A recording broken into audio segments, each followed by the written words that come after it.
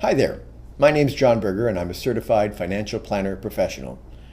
And I don't know what you think financial planners do, but my job is to help people make smart choices with their money so they can enjoy a rich and fulfilling life both today as well as in their future.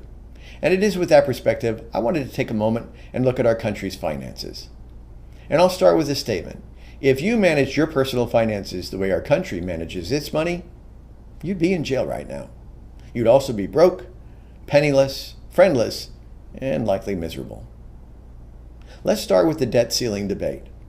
The debt ceiling was raised from $12.6 trillion for the U.S. government to something north of $14 trillion. Now, $12.6 trillion is a lot of money, but it's just a number, right? So let's put that into perspective. That would be the equivalent of an average family of four in the United States of America with an average family income of $50,000 a year, having itself strapped with over $200,000 in credit card debt. And this isn't debt on a house or a car or some other asset that you could sell to pay off that loan. This is just a promise to pay sometime in the future based on your income. Over $200,000 in credit card debt on a family income of $50,000 a year. That's a pretty deep hole for you to dig your way out of. And we just went back to the credit card companies and said, over $200,000 in credit card debt's not enough. We want maybe to raise it to about $250,000. That's what we just did. And for some reason, the credit card companies agreed. Well, of course they agreed because the government writes the rules. All right, so let's move on.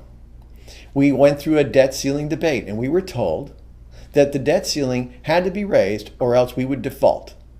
That is a bold-faced lie. We weren't going to default, at least not any time in the very near future.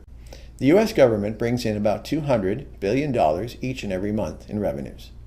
The total cost of interest payments on our debt right now accounts for less than 20% of that $200 billion.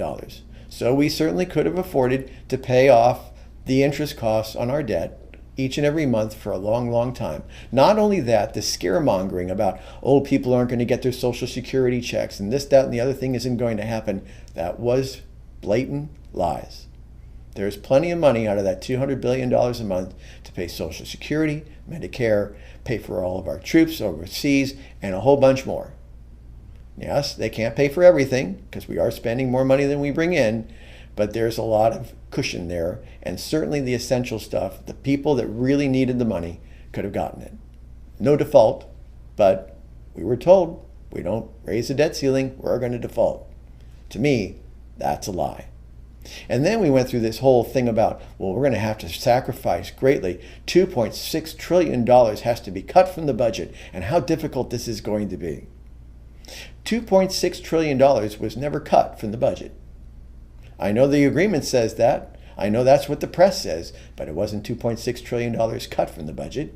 It was $2.6 trillion cut from future spending increases. We're still going to spend more money next year than we do this year, and so on and so forth for the next 10 years. That's not a budget cut. That's just spending a little bit less. That's like saying, oh, family of four making $50,000 a year, we're going to buy a brand new Porsche next year. But because times are tough, I think we're just going to buy a BMW 5 Series. Heck, we couldn't afford the Porsche, certainly can't afford the 5 Series BMW, and we have a car that works just fine sitting in the driveway, but because we're the U.S. government and we want to buy the Porsche even though we can't afford it, we're going to say, oh, it's just going to be a miserable year. We're going to have to go through all these budget cuts, and we're not going to get the Porsche. We're only going to get a BMW 5 Series.